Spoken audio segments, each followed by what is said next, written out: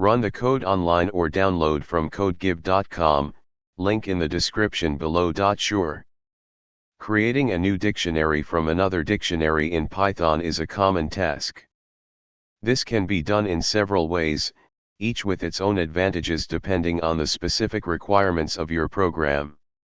In this tutorial, we'll cover a few different methods to achieve this. Dictionary comprehension is a concise and pythonic way to create dictionaries. It allows you to iterate over the items of a dictionary and create a new dictionary with the desired transformation.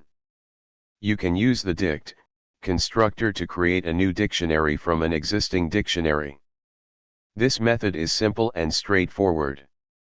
If you want to create a copy of the original dictionary, you can use the copy method.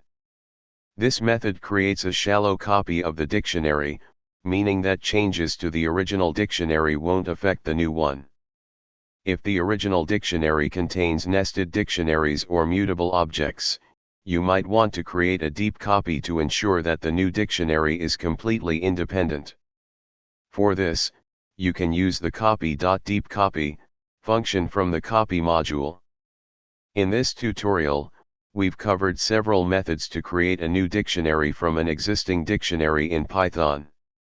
Depending on your specific requirements, you can choose the method that best fits your needs.